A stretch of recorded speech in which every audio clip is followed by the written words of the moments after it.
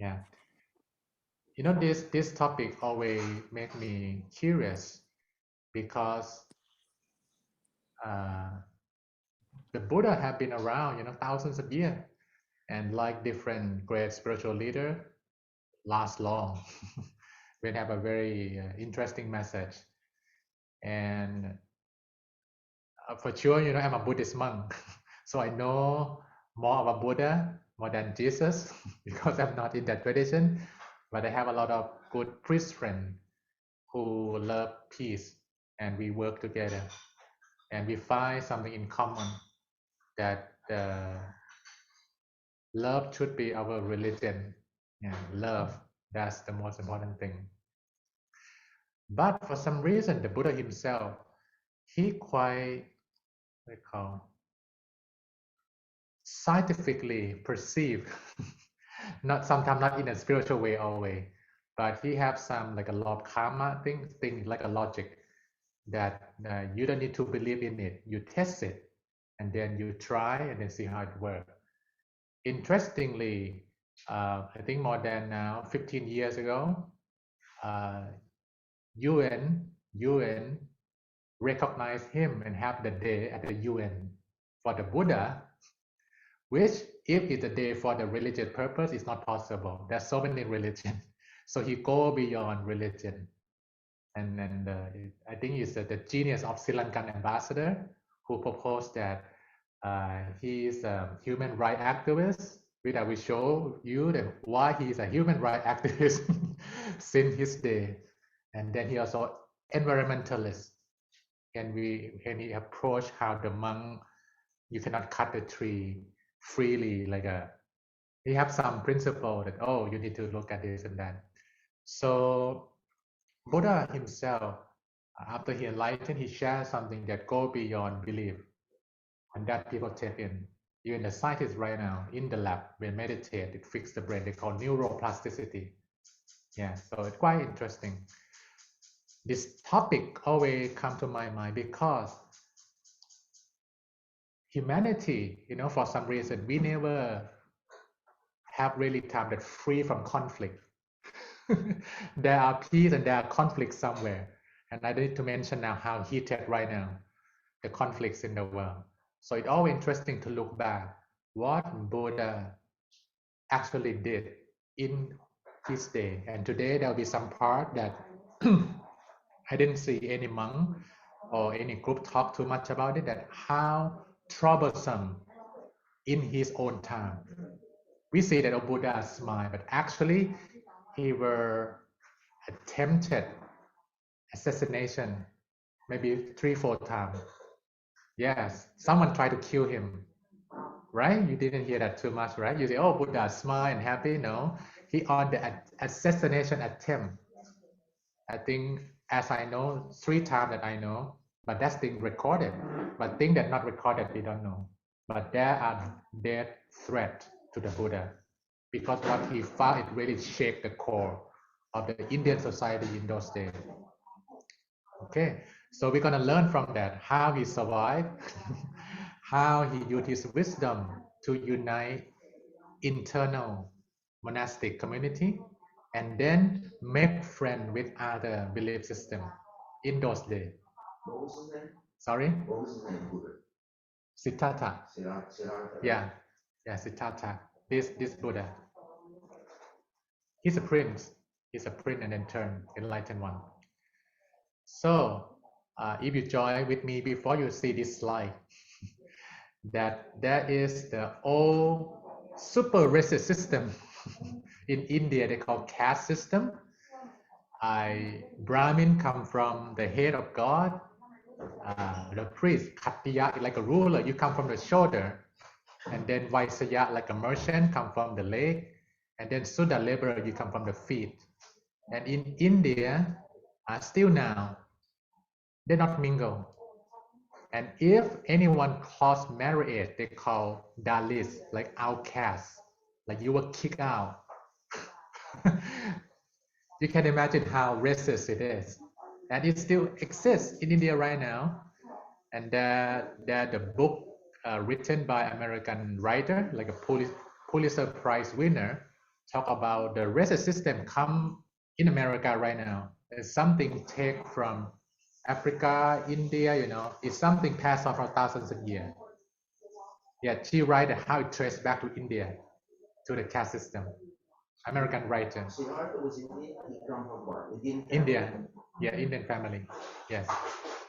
Okay, so when Siddhartha, who belonged to Khattiya, enlightened, he have thing called karma liberation.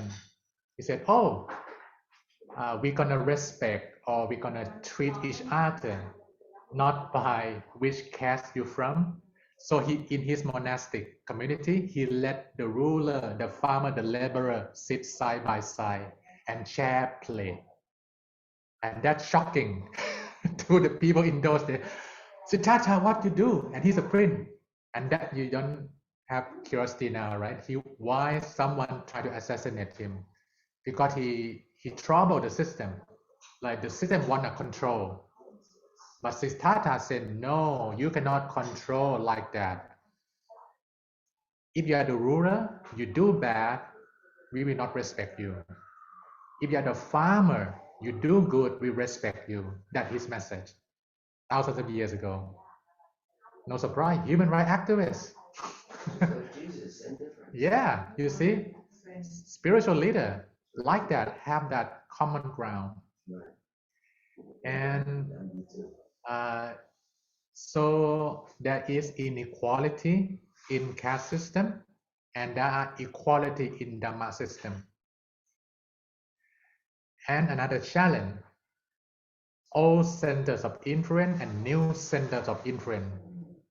That a lot of people hear him and then, wow, that's cool. And then there are the Brahmin, the high Brahmin who had thousands of followers start to feel cornered by the rising of Siddhartha. Right? You see, it's not super peaceful. That's a challenge, but it's interesting to learn how he deal with it. How he deal with it. Oh, sorry.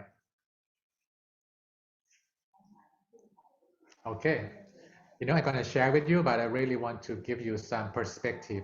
This is one lady who were high by one influential Brahmin in those days. Pretend that she get pregnant with the Buddha. Fake news, 1,000 years ago. Who hired her to do that? Sorry? Who hired her to do that? One Brahmin, a lot of follower. He hired her to pretend she's pregnant? Yeah. He want, like when Buddha rising, his follower moved to Buddha. I see. So he wants to discredit. Yeah, discredit Buddha. That, oh, he is not holy man. He just pretend to be holy man, and then he hired this lady named Chintamavika, like make a plot that let her come in and out in the Chetavana temple often, and people see her come in and out. And one day, her belly come up, and up among the crowd that while Buddha giving a talk, and Lady Chama, hi, husband. So bad in those days, but she was high by some not good person who feel like no, now you cannot be a new center. I'm the center, following people, number, money, support. You see, thousands of years, not so much different, right? So that one case, it's not death threat, but it's like a faith threat to him. If you interest me some other time, I will elaborate the detail how he respond in front of everyone to this lady and what happened. Finally, Lady Chintamavika in trouble because she's not actually pregnant. She pulled something inside and covered it. For some reason, like why she angry, it come out in front of everyone. Yeah. But Buddha very calm. He have no anger. He just talk. Oh, Chintamavika, talk nice to this lady. Amazing, right? When you're in that trouble and how calm you can have when you were confronted with that. Amazing wisdom. This is another time, this is death threat. Tevatatta, who is the monk ordained with the Buddha ordained him, and he come from royal member. You can imagine, right? But he ordained but not enlightened yet. So imagine he in the caste system before. He changed the robe, but not enlightened yet, so he still have that ego. And at one certain time, like, oh, listen to me, not listen to the world. We from the same caste. Yeah, he royal, I'm royal too. Something like that. And then people realize, oh, you just good on the outlook, but your mind is not. And then Tevatatta start to convince strategically, like what we see in the modern day politics, in a very way that capture the people who are weak and start to make a break in the Sangha so bad. And this, he tried to pull the rock to kill the Buddha. You see, conflict, real conflict, 1,000 years ago. And this is another time, Tevatatta, he asked the elephants, I don't know how to call the person who control the elephant. There will be some name to call the people who raise the elephant. And then, sorry? Mahout. Yes. I didn't know that. Yeah. So Tevatatta high. Yeah. And then make the elephant that very angry. Try to run over the Buddha. Yeah. But Buddha used compassion to stop the elephant. Nanakili, this one. So another death threat to the Buddha. Sorry, let me put it up.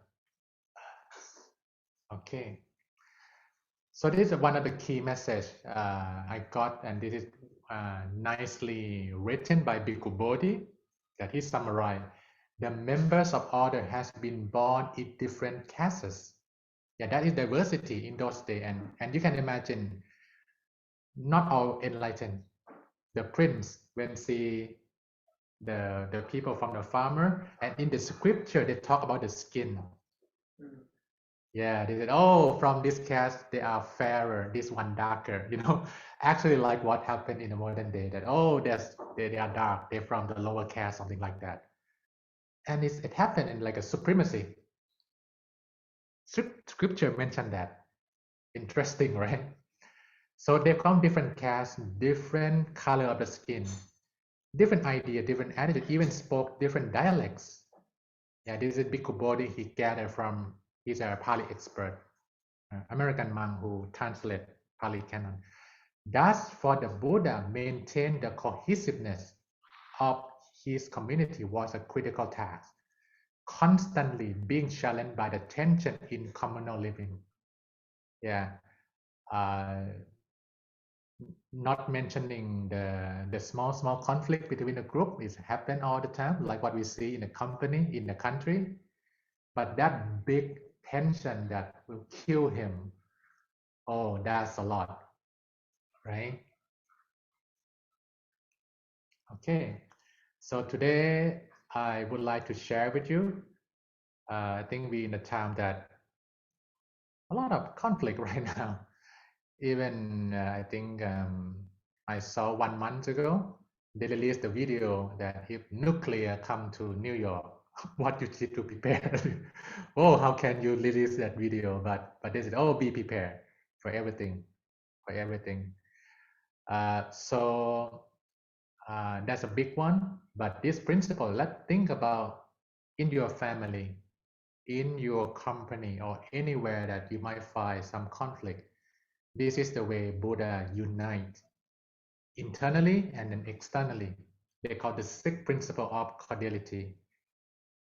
Hope we have enough time for our discussion also. This is the full extent, maybe about 4 pages on the book. So I just cut one part, and then Buddha repeated the sixth principle. This is number 1. Monk, there are these 6 principles of cordiality that create affection and respect and conduce to cohesiveness, non-dispute, concord, and unity. What's 6? Yeah, he talked to the monk, like he teach the monk. Here, a monk, I think including everyone that still practice to be enlightened, maintain bodily acts of loving kindness. Yeah, your manner, your physical representation will make people feel something. Yeah, even you don't talk. Yeah, a monk maintain bodily acts of loving kindness toward his fellow monk, both, you see this one, openly and privately. Yeah, he said, oh, not fake. If you don't like someone, you need to practice something to be able to really let go. And then in your heart, outside, inside is one. This is a principle of cordiality that creates affection and respect and conduces to cohesiveness, non-dispute, concord, and unity. In the following part in the Pali Canon, he repeats this message, but just change the factor. Factor number one, bodily, and factor number two, the same thing, toward his fellow monk, openly, privately. Yeah, that's how Pali Canon repeated for people to memorize. No book, nothing. It's just how Buddha teach, repeat, and then people remember. Yeah, no slide, just talk. And this is six. I show the list first, and we go one by one slowly, and we have time for discussion. First three things. Yeah, you see that loving kindness is the key. And the loving kindness is not just something you just think about it. You need to practice in your meditation, in your response, that how you can have that inner peace become love. And that love show how you're going to respond. He said, number one, bodily acts of loving kindness. Number two, verbal acts of loving kindness. Yeah. We see the opposite thing right now in the world. Physically, verbally, if you not show love, it's a fight. Yeah, it's a fight. And then mental acts of loving kindness, I think this is a key, that it comes from inside, that you understand. And then number four, sharing without reservation. Yeah, I think this is a big thing in the world. If some other side see that, oh, you only gain, I only lose. Oh, difficult to find peace, right? But if they say that, oh, you take care of yourself, okay, and then you care for us, and then you're not just selfish but selfless, caring, more opportunity for collaboration well. But if just me, I don't care about you, or I fakely pretend I cared about you, but at the back, I'm actually now making you in trouble, people don't trust, right? Number five, common ground. I think the number five, number six is so vital in the society. And we're going to talk more. What is that? Common ground on virtuous behavior. Like if they think, oh, this is the way we live together well, wow, much less conflict. But if they don't agree on that, money is important than anything else. For example, oh, that will bring a lot of trouble. Kindness, ethics, compassion, togetherness, And number six, common grounds on noble will. And we're going to touch more on that. What is that noble will? That Buddha said, oh, we need that common ground together. Okay. Prepare for this sixth cordiality. Wisdom from silent mind. Yeah. To understand love is one thing. To feel love is another. To become love is another thing. So the real Dharma is shower the body, shower the mind.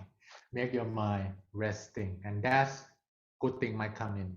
If tense, cannot. Right? So prepare to follow that sixth step well.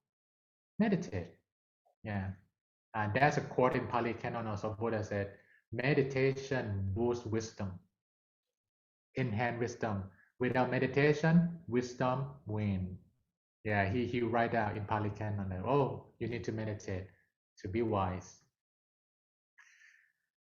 Loving kindness, you hear this term before, metta, right? Metta, wish for others to be happy. Yeah.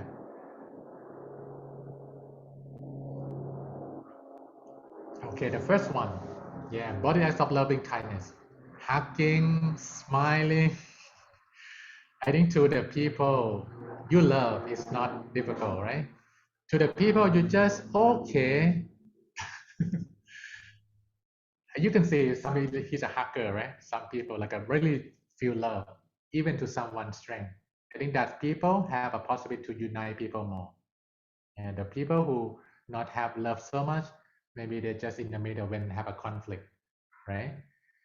But when you don't like someone, oh, that's more difficult, right, to show. If we meditate more, and our mind neutral enough, we're gonna appreciate this thing. Happy people tend to make other people happy. Unhappy people tend to make other people unhappy. And if we have inner peace, we are calm enough, you feel compassionate for the people who are angry, they are not happy themselves.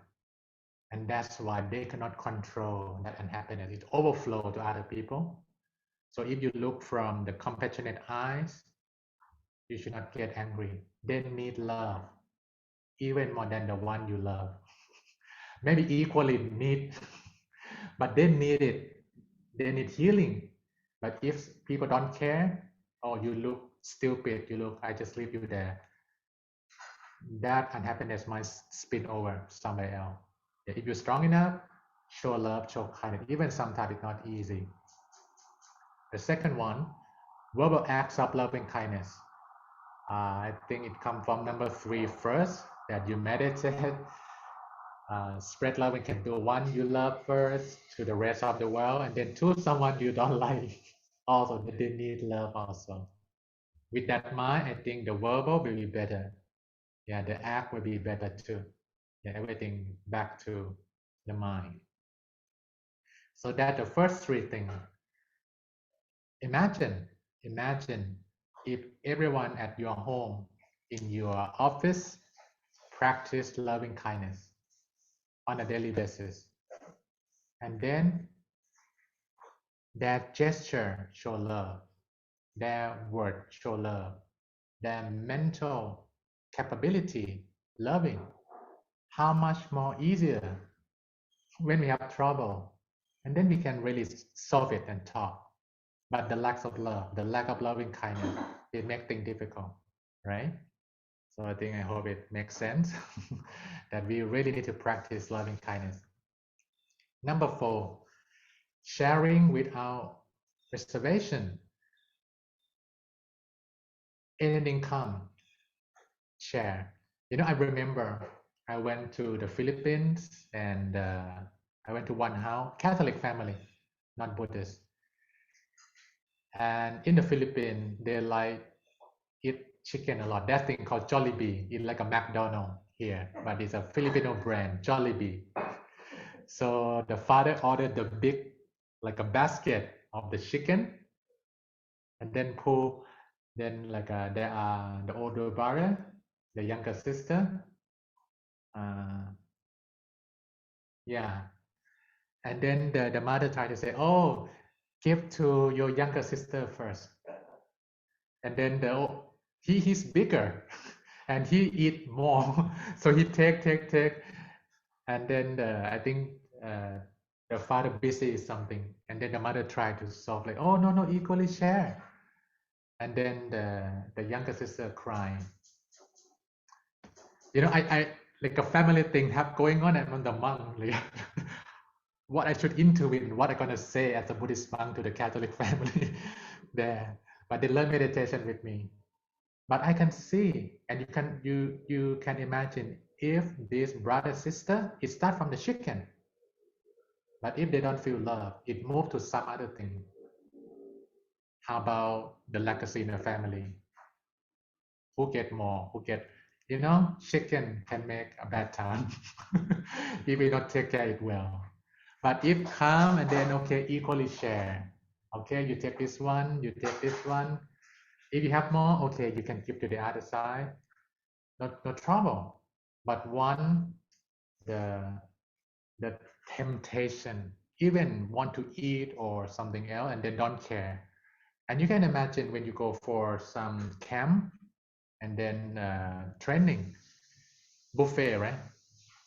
I mean, people who come first take a lot and not leave delicious thing at all at the end.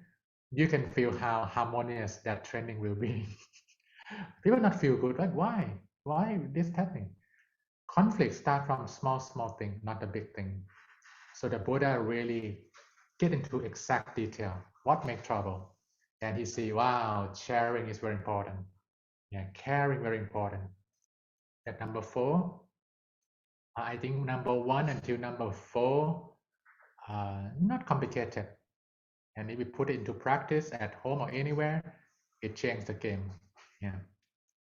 But this number 5 and number 6, you look at it. When I look at it, it's not a religious practice. It's not like we have this law, this and that, but it's a guideline, and you find it in the 10 Commandments or any part that it's just a basic good thing to do. Religious, non-religious, you need that, right? We're gonna look at it, and to make it go out more, that's a challenge. Apart from your personal, Buddha talk about we think called sila, the 5 sila. I think the coming retreat of CMC, they're gonna reflect on this 5 sila. And there are a group here called Community Meditation Center that people come and meditate. 5 things Buddha said. If you want harmony, conflict, to gain anything, to achieve anything, no killing, not killing, no stealing. And stealing in the modern day is not just you grab things from, it can be data, it can be information, leaking of something they're not allowed, right? Stealing, and then wow, conflict come. No killing, no stealing, no not committing adultery, truthful relationship. You can imagine how many troubles start from not truthful relationship, and then more conflict come. And then not using false speech. There are 4 kinds of false speech. 1, lying. 2, divisive speech. Yeah, you talk thing and maybe right understanding, wrong understanding, and then you divide people. Then you make people hate each other. Oh, Buddha said, wow, that's bring conflicts a lot, right? And sometimes ignorant, just don't know, but not restrain oneself. Just talk. Then trouble come. No lying, no divisive speech, no harsh speech. Like it's similar to verbal act of loving kindness. You want to get anything done, try to be nice as much as you can. Some people maybe need more energy, but not too much. If you burn them, they feel burned. Yeah, and then sometimes their reaction the next time maybe not so conducive. Okay, we're gonna talk more about that. You say, maybe some people deserve something like that, but we're gonna talk that why it should not be done. Lying, divisive speech, harsh speech, and the last one, idle chat. Yeah, Buddha talk about you talk something nonsense, and then doesn't benefit anyone. Sometimes I remember that my mother said, when you meet with drunk people, be careful because we don't know what they're gonna say, and even if you say and they're not mindful enough, conflict, even killing might start in the moment that you are not sane, right? So he said, idle chat in the wrong time, it brings you big trouble. Yeah. So that not using false speech. And the last one, not taking intoxicant. Yeah, this will be a big discussion in the West. Alcohol, cigarette, wine, anything. Buddha said number 5, not trouble you directly, it indirectly. It decrease the levels of your mindfulness. And then you might do number 1, number 2, number 3, or number 4. Yeah, if you're not mindful enough. That is virtuous behavior. Buddha said, If we have a common ground, let's say in your family, in the working place, anywhere, much less conflict if they respect these 5 things, right? You see a lot of work, correct? We first, yeah, how we can have this, why maybe different stimuli, how we maintain peace with that challenge. Number 6, common ground on noble will. What is that? What is a noble will that could be a common ground? You know, I tried to look into Pali Canon 1,000 years ago, and the value changed a lot, like a different world we are living. This is what I see that it could be practical noble will right now, that if we all share, we have much better time. 4 things. Yeah. What is the noble will? It starts from anything happen, try to use wisdom, not anger. That's a right view. Yeah, not force. Try to be wise. I think wisdom in the middle. If money more important than wisdom, trouble come. So I think that's a lot of work. How wisdom, how good leadership, how good principle leader that we show that this is the way we should do. Very important. Wisdom in the middle, and then the noble will, environmental protection, that our children must live in the world that is not look like burning. And I think Professor Jeffrey Sachs is just with the latest one, Ian, right? The hurricane named Ian. Yeah, whoa, you see all the big ship on the house in Florida, and it becomes intensify more and more with the heat. If we not have this noble, we'll be killing ourselves. And I'm from Thailand, Bangkok. Flooding, water rising a lot. And they try to discuss right now that, oh, what will happen? I talked to Professor Sack, he said, oh, Bangkok in the top list, under the water. Which professor? At Professor Jeffrey Sachs at Columbia University. There's a town that's near the water, like they have a data that which town if rising, which town will be attacked first. And he said Bangkok also on the top list if the water, the ice comes, something like that. So that's a noble will, environment protection. Number 2, social inclusion. Yeah, we are so diverse. And if we do not care for others as the way we care for ourselves and family, there will be the problem out there that one day it might spin to you. That if we not help taking care of each other, just we didn't see that often, like in America yet, gun violence. But in Thailand, there's a broke out of very bad news. One gunman who take a kind of amphetamine, like addicted to, and now they talk about why it's so widespread in Thailand that people can buy that and take it and then addicted, and he kind of drunk by that pill. Yaba, yeah, you know that. And then he killed the innocent children in the shy castle like a sleeping. How heartbreaking, the mother, the father, for that small kid lying down. And then the government come, how we take care, this and that, right? So if we will not include everyone, we don't know who gonna make a tragedy. We cannot just, be kind to the kind people. The people who are bad, leave them. No. You cannot leave them. We don't know how that thing might affect anyone in a society, right? So social inclusion, very important. Try to help everyone as much as we can through the system, through whatever we can. And then number 3, economic equality. When people are hungry, when people feel desperate, they might do some stupid thing. right? So we need to find a way their stomach will not be hungry and their mind feel like they are loved, and do not do something that you will regret, something like that.